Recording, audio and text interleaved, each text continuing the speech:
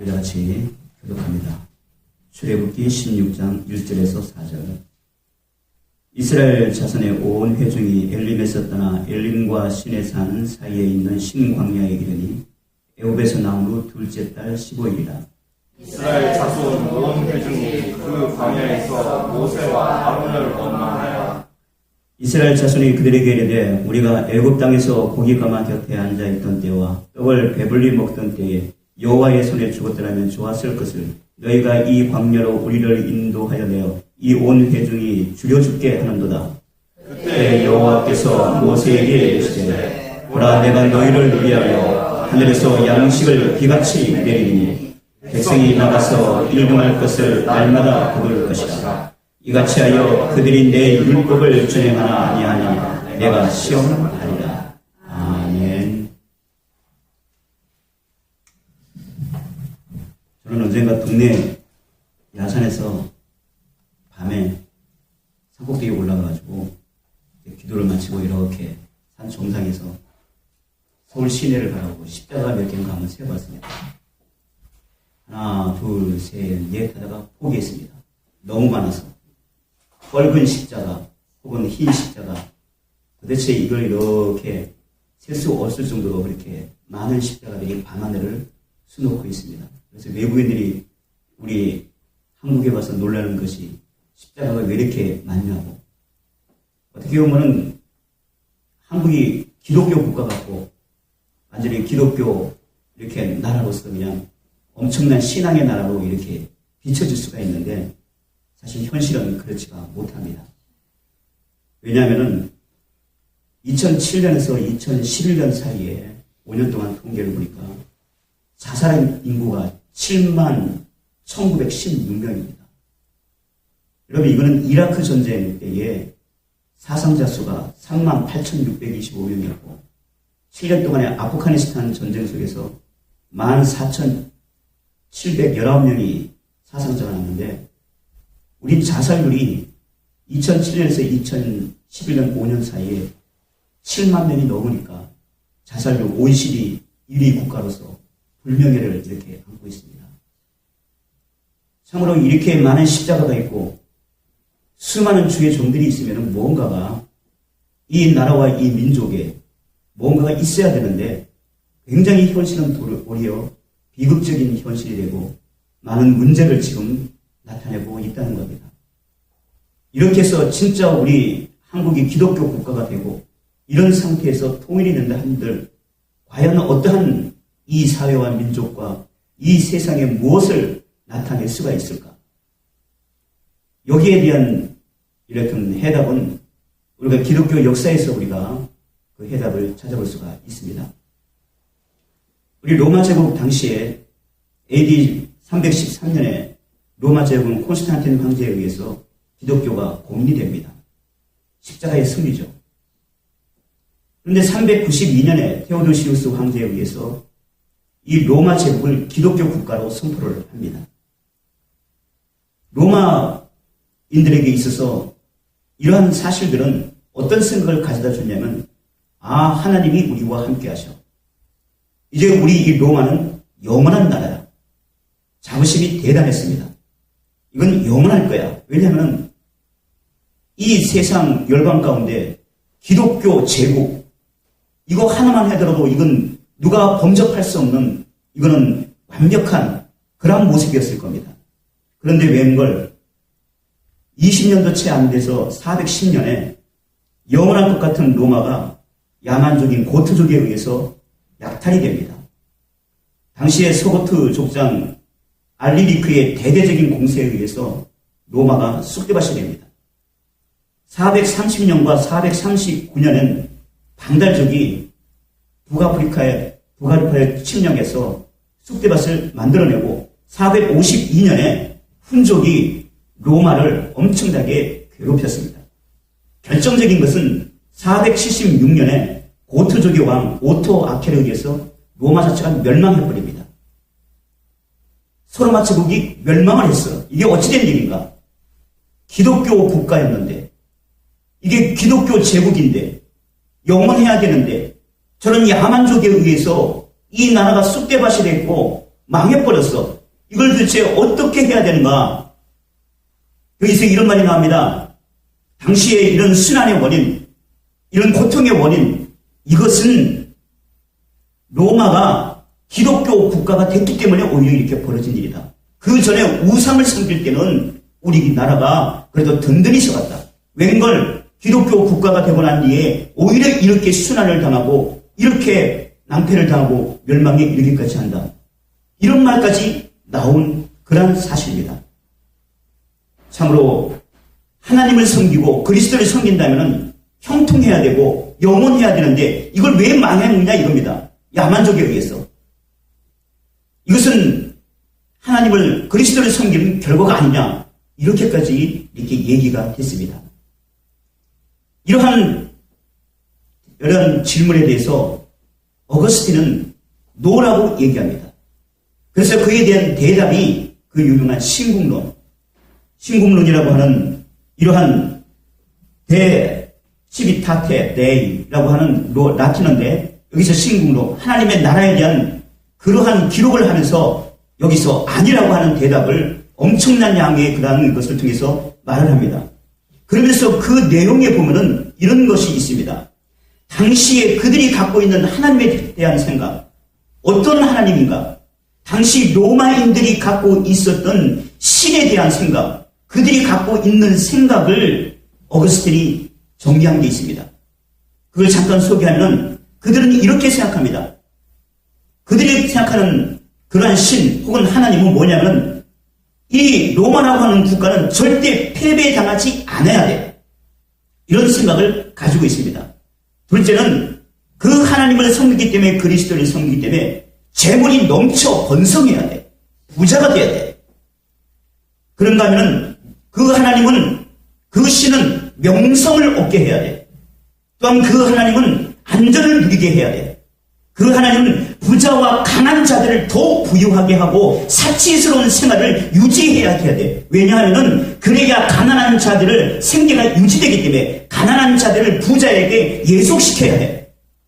그 하나님은 뭘까? 크고 화려한 건물을 세워지도록 해야 돼. 거기서 성대한 잔치를 열게끔 해야 돼. 이러한 쾌락과 행복을 오히려 부정시하고 없애려는 사람은 공공의 적유로 여겨서 우리의 다수의 힘으로 이들을 쫓아내야 돼. 사람들에게 쾌락과 행복, 부를 가져다주는 그래서 이런 또한 사람들 또한 신처럼 떠받들어야 돼. 신은 자신들이 원하고 바라는 것을 가져다 줄 때 마땅히 숭배되고 예배돼야 마땅해요. 이런 관념들이 로마인들의 생각 속에 있었다는 겁니다. 여기서는 이런 내용을 이렇게 볼 때 이 사실에서 많이 듣던 얘기들입니다. 오늘날 이 한국 조국교회가 갖고 있는 기독교인들의 생각과 진배에 다를 바가 없습니다. 세속화된 기독교, 샤머니즘적인 기독교, 마모니즘의 사상에 매몰된 기독교, 오늘도 수없는 교회들이 밤하늘을 바꾸고 있고 수없는 그런 신학생들이 배출되고 있건만 이 사회에 던져주는 것은 온갖 부정과 타락과 부정적인 모습만 여기에 비춰지고 있습니다. 여기서 우리는 이 질문을 해야 됩니다. 그러면 하나님은 어떤 분인가? 하나님은 어떤 분인가를 깨닫기 위해서는 우리는 이런 생각을 하면 안 됩니다. 하나님은 왜 교회를 세우셨나? 교회의 역할은 무엇이고 교회는 뭐 하는 것인가? 아무리 교회가 세워진들 간판이 세워진들 거기에 교회의 본질을 잃어버리는 것은 이거는 사단의 왕국에 불과하다는 겁니다. 여기서 교회는 어떤 것인가? 한마디로 이렇게 정리할 수가 있습니다. 교회라고 하는 건 세상적이고 세속적이고 물질적이고 인간적인 모든 것들을 천상적이고 거룩함으로 영적으로 신령한 곳으로 변화시키는 것입니다. 이것이 교회의 역할입니다. 죄라고 하는 건 뭘까? 죄라고 하는 것은 신령함과 거룩함과 영적인 것을 잃어버리고 물질적이고 인간적인 욕망에 사로잡힌 상태가 죄입니다. 왜냐하면 하나님과 인간의 단절은 죄 때문에 생겨난 겁니다. 하나님과의 관계가 회복되기 위해서는 죄의 문제를 해결해야 되는데 여기서 이것은 죄의 문제를 해결하지 않고서는 하나님과의 관계가 회복될 수가 없습니다. 하나님 관계의 관계가 회복되기 위해서는 그 속에 내재된 물질적이고 욕망적이고 세속적이고 인간적인 것들을 빼버려야 만드는데 이 교회에서 이것을 해결하지 못한다면 이 사회에 대해서 이 나라와 민족에 대해서 아무 역할을 할 수가 없다는 겁니다. 하나님은 영이시기 때문에 인간의 모습이 이 신령함과 거룩함으로 나아가야만 하나님과의 관계가 회복될 수가 있습니다. 러시아 종교의 주교이며 사상가인 바르자예프는 인간은 물질 없이는 살 수 없지만 돈과 물질 없이 최소한의 것으로 살고자 할 때 그 물질은 물질이 아니고 신앙이다. 이렇게 말합니다. 지금 뭡니까? 목적이 아니라는 겁니다. 이 물질이 목적이 아니요 돈이 물질이 아니라는 겁니다. 이것은 뭘까? 여기서 이 모든 것들은 우리의 마음의 내용이 이 물질과 돈에 떠나 있어야만 된다는 겁니다. 이것은 나의 것이 아니고 하나님이 맡겨주시는 것으로 하나님의 나라와 의를 위해서 내가 이것을 어떻게 써야 될까 했을 때 이것이 신앙이 되는 겁니다. 오늘 수많은 기독교인들이 여기에 지금 매몰되어 있습니다. 물질에 매몰되어 있고 이 세상에 매몰되어 있고 그러면서 이것을 자랑 삼아서 얘기합니다. 그 하나님은 바로 이렇게 로마가 멸망할 때 로마인들이 갖고 있던 생각과 조금도 다를 것이 없습니다. 그래서 이 사회는 참된 신앙인은 찾아보기 힘들고 온통 종교인들만 껍데기만 득실거리는 현실이 오늘날 한국 기독교의 모습입니다. 참으로 자기 몸을 신령한 몸으로 거룩한 성도로서의 삶은 바로 최소한의 물질로 사는 겁니다. 그래서 주기도문에 일용할 양식을 주옵시고라고 우리 지금 말씀하고 있습니다. 일용할 양식입니다. 그러나 10년, 20년 자손 대대까지 지금 먹고 살기 위해서 얼마나 욕망의 사람들이 지금 득실거립니까? 그러면서 하나님을 외치고 예수를 믿는다고 그 이름을 외치고 있습니다. 이건 전부 다 거짓입니다. 인간은 자기 몸을 안락하게 하고 편안하게 하기 위해서 더 좋은 집을 구하고 더 좋은 차를, 더 좋은 음식을 탐하고 더 좋은 것을 구하고 더 좋은 곳에 가고자 합니다. 더 좋은 곳, 더 좋은 곳. 이것이 뭡니까? 육체화된 인간의 모습입니다. 신령한 모습이 아닙니다. 육체화, 물질화된 인간의 모습. 자신의 몸에 존귀함을 얻고자 명성을 추구하고 인기를 얻고자 명예를 얻고자 인본주의적 사상에 물들어 있는 것이 오늘날의 모습입니다. 그렇기 때문에 이곳에는 거짓과 분열, 아첨과 투쟁이 일어날 수밖에 없는 것입니다. 토마스 캠피스의 그리스도를 본받아의 한 대목에 보면 이런 말을 합니다. 내 자신을 온전히 부인하지 않으면 너는 완전한 자유를 누릴 수 없다. 재산을 가진 사람, 자신을 사랑하는 사람, 탐욕스러운 사람, 근심과 불안에 떠는 사람, 사치를 추구하는 사람, 이런 사람들은 다 족쇄를 찬 사람들이다. 너는 천한 물건을 발로 밟거라. 너는 사람들이 귀하다고 생각하는 것과 높이 평가하는 물건보다 하늘의 지혜를 구하라. 그것은 사람에게 감춰진 값비싼 진주와 같다. 토마스 캠피스의 그런 그리스도를 본받아야 나오는 대목입니다. 우리는 이 세상에 마음을 두었을 때 어떤 결과가 나올까? 오늘 본문은 이걸 얘기하고 있습니다. 세상에 마음을 두었을 때, 이 세상에 마음을 두었을 때 방금 읽은 출애굽기 16장 1절에서 3절은 이런 얘기를 하고 있는 겁니다. 그들의 마음이 세상을 향했을 때, 애굽을 향했을 때 결정적인 것은 그들을 구원하신 구원의 감격을 잃어버립니다. 출애굽기 14장은 하나님이 지금 이스라엘 민족을 홍해를 건너게 하는 구원의 역사가 기록된 것이 14장입니다. 15장에는 그 구원의 하나님을 지금 감격해서 모세의 노래를 통해서 찬양하고 있습니다. 미리암의 노래를 통해서 지금 구원하신 하나님께 대해서 지금 감사하고 찬양하고 있습니다. 그런데 웬걸 그러면서 15장 22, 26절에 하나님의 은혜와 축복의 말씀까지 주어졌습니다. 말하게 쓴 물을 생수로 변화시키는 능력의 하나님, 말씀에 순종하면 어떤 질병도 내리지 않겠다고 약속하신 그 하나님, 15장 26절의 말씀입니다. 그런데 16장에 와서 바로 원망합니다. 이게 어찌된 일입니까? 이 모든 역사와 은혜도 그 마음이 애굽을 향할 때, 세상을 향할 때는 무용지물이 된다는 겁니다. 아무리 여기서 떠들어대고 아무리 여기서 예수 그리스도를 얘기하고 말씀을 얘기한다 할지라도 이들의 마음이 세상으로 향할 때는 구원의 감격을 잃어버린다는 겁니다. 오늘날 교회에서 구원의 감격을 잃어버린 것처럼 구원은 세상의 부귀와 영화, 안락한 삶이 아닙니다. 광야로 이끄는 겁니다. 이스라엘 백성들이 지금 홍해를 건너서 도착한 곳이 광야입니다. 15장 22절에 수르 광야에 도착했어. 그리고 본문에는 신광야에 지금 이르렀습니다. 수르 광야에서 지금 여기서 신광야까지, 광야는 세상과 단절된 곳입니다. 광야는 고난과 역경이 있는 곳입니다. 때로는 지치고 때로는 넘어지고 너무나 힘들고 어려워 포기하고 싶어 돌아오고 싶은 마음이 들 때도 있지만, 그러나 하나님은 왜 우리를, 구원의 백성을 이 광야로 이끌었을까? 광야에서 훈련과 연단을 겪어야 되기 때문에, 인간적이고 세상적인 욕망을 버릴 수 있기 때문입니다.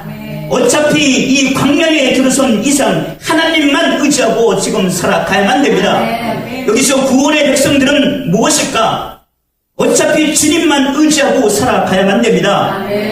여기서 지금 이스라엘 백성들을 보십시오. 차라리 우리가 가마 곁에 앉아서, 이건 뭡니까? 안락함과 편안함을 지금 추구하고 있습니다. 배불리 먹던 그때 욕망을 지금 추구하고 있습니다. 애굽을 향하고 있고 세상을 향하고 있습니다. 그러나 이들은 다시 돌아갈 수가 없습니다. 왜 돌아갈 수가 없을까? 하나님이 홍해를 건너게 하셨기 때문에 하나님은 절대로 지금 이 백성들 다시 애굽으로 돌려보내지 않습니다. 이들에게는 선택의 여지가 없습니다. 뭘까? 두 가지 답뿐이 없습니다. 원망 없이 감사함으로 묵묵히 하나님만 바라보고 가나안을 향하여, 세상을 바라보지 않고 천국을 향하여 끝까지 가느냐? 두 번째는, 아니면은 끝없이 원망하고 세상을 바라보고 이 세상 부귀 영화를 지금 여기서 추구하고 자기 뜻대로 안 된다고 원망하고 반항하다가 광야에서 죽느냐? 오늘 비극적으로 이스라엘 백성들은 원망과 불평과 세상을 향해서, 애굽을 향해서 원망 불평하다가 욕망 속에서 다 죽어갔습니다. 하나님은 애굽에서 이들을 이끌어내셨기 때문에 하나님은 절대로 이들을 애굽으로 돌려보내지는 않습니다. 구원이라고 하는 것은 바로 이와 같습니다. 하나님이 여러분들을 택하셨을 때 여러분들에게 요구하는 것은 뭘까? 천국을 향해서 우리 주님만을 의지하고 우리가 어느 위치에 있든 간에 감사함으로, 구원의 감격함으로 주 앞에 더 가까이 가는 겁니다. 광야라는 환경을 바라보는 자는 또 무엇이 있습니까? 두려움과 불안에 떠옵니다. 이들은 오늘 여기서 이런 말을 합니다. 3절 끝에 보면 주여 죽게 하는도다. 너희가 우리를 여기서 이렇게 이끌어내서 주여 죽게 하는도다. 서두에 지금 우리 한국 사회의 자살을 지금 얘기했습니다. 지금 OECD 국가 중에서 자살률 1위. 왜 그렇습니까? 왜 자살합니까? 환경적인 그런 모든 부분들이, 인간의 관계와 환경이 그를 두렵게 하기 때문에 그렇습니다. 모든 인간의 근원적인 것은, 신앙적인 관점에서는 우리가 자살할 이유가 조금도 없습니다. 환경이 어떻든 간에, 인간의 관계가 어떻든 간에 욕심을 버리고 욕망을 버렸을 때는 우리는 감사함으로, 그 어떤 위치에 대한 감사로 능히 나아갈 수가 있습니다. 그러나 왜 자살을 합니까? 환경이 두렵기 때문에. 막상 죽을 것 같지만 하나님을 한번 의지해 보면은 사실 모든 것이 열려지는 역사가 일어납니다. 하나님은 절대 이렇게 자살하게 주여 죽게 만들지 않습니다. 이건 성경이 말씀한 그런 약속입니다. 하나님은 이 광야에서 생활하는 동안 만나와 맥주라기를 통해서 하나님께서는 먹이십니다. 이렇게 성도의 믿음이 요구됩니다. 반석 같은 믿음이라고 하는 것은 어떤 경우에도 흔들리지 않는 믿음입니다. 주님을 바라보는 그 마음, 우리 하나님께서는 바로 우리에게 이런 믿음을 요구하십니다. 오늘 하나님께서는 이 광야 백성들을 향하여 하나님이 응답을 주십니다. 첫째, 이렇게 말합니다. 하늘 양식을 줄 것이다. 그것도 풍족이 줄 것이다. 오늘 4절은 하늘에서 양식이 비같이 내리니 이 광야는 아무것도 보이지 않습니다. 이 만나라고 하는 것은 육신의 눈으로 여기서 보이는 것이 아니라 하나님의 역사함으로 하늘에서 떨어지는 겁니다. 이것은 단순한 물질이 아니고 하나님 역사의 징표이며 구원하시는 하나님의 인재의 그런 표징입니다. 그래서 이 만나를 먹는 자는 단순한 음식을 먹는 것이 아니고 하나님의 인재를 체험하는 것입니다. 하나님의 인재를 체험하는 자는 그의 세속적 인간적 모습이 거룩하고 신령하고 영적인 사람으로 변화되는 겁니다. 신명기 8장 3절, 마태복음 4장 4절에 이런 말합니다. 이 만나의 역사에 대해서 모세와 예수님은 이렇게 말씀하십니다. 사람이 떡으로만 사는 것이 아니요 하나님의 입에서 나오는 말씀으로 살 것이라, 이렇게 말씀하고 있습니다. 막상 물질을 향해서 가고자 하는 욕망의 마음이 있을 때는 보이지가 않습니다. 그러나 하나님의 말씀을 의지하고 나아갈 때는 그런 역사를 일으킵니다. 하나님이 하늘의 양식이 내리니 말씀하셨기 때문에 만나가 주어진 겁니다. 만나가 우선이 아니고 하나님의 말씀, 하늘에서 양식을 비같이 내리니 말씀하셨기 때문에 만나가 있는 것이지, 말씀 자체, 물질 자체를 향해서 갔을 때는 이런 역사가 있을 수 없다는 겁니다. 말씀을 의지하십시오. 성도는 이 말씀을 의지해서 살아가야만 됩니다. 오늘날 현대 기독교는 너무나 말씀이 해이해졌습니다. 말씀을 떠나 있습니다. 오늘 우리들에게 요구하는 것은 뭘까? 바로 이 생명. 하나님은 이런 말씀을 합니다. 이것을 통해서 너희가 내 율법을 준행하나 아니하냐 시험하리라. 준행하나 아니하나 시험하리라 말씀하십니다. 오늘날 지금 우리 기독교인들에게 말씀하시는 겁니다. 말씀대로 행하느냐 그렇지 않느냐, 너희가 세상 욕망을 두고 종교인으로 났느냐, 아니면 하나님의 말씀을 의지하여서 믿음에 참된 제자가 되느냐. 여러분, 오늘도 이렇게 지금 우리에게 우리 주님은 요구하고 있습니다. 사랑하는 성도 여러분, 우리는 다 광야 백성들입니다. 우리의 참된 본향은 저 천국에 있습니다. 이 세상의 어떤 모습이든 간에 주의 말씀을 의지하고 우리가 믿는 그 하나님을 의지해서 이 모든 나와 세상을 이기고 온전히 우리 주 예수 그리스도의 영광만을 나타내시는 우리 모두가 되시기를 주의 이름으로 간절히 축원드립니다. 기도합니다.